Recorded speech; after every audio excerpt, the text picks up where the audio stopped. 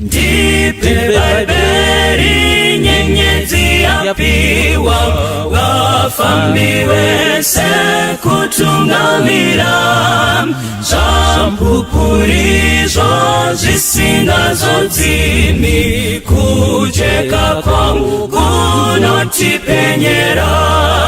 Ndipe Babeli masoko machene dinotewera kujeka kwaro zikomezo zitizo mutemo nerudoze seja kumbanamo. Ndipe Babeli apona tambuzwa ngezitema neurombo wazo. Ndipe mafio Jesu atahura kunditondeta alipo Petro.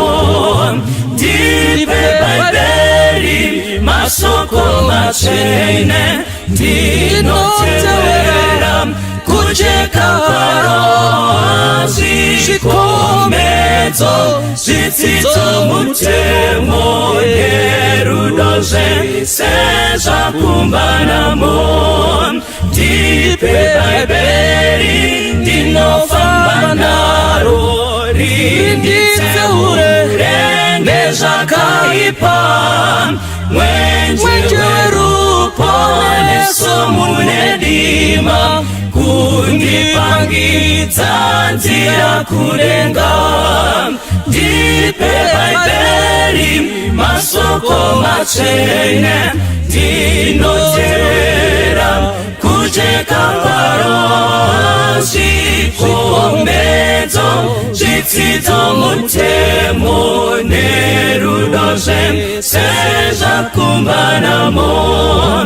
Ndipe Babeli mwenjewe upenyu usingagumine wakanaka rindiatize rujeko wa Jesu rindionese ndikulenga.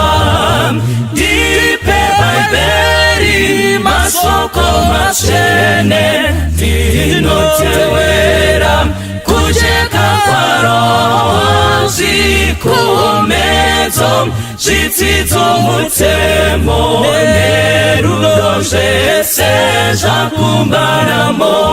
Ndipe Babeli masoko machene dinotewera kujeka kwaro zikomezo zitizo mutemo nerudoze seja kumbanamo. Zikomezo zitizo mutemo nerudoze seja kumbanamo. Zikomezo zitizo mutemo nerudoze seja kumbanamo.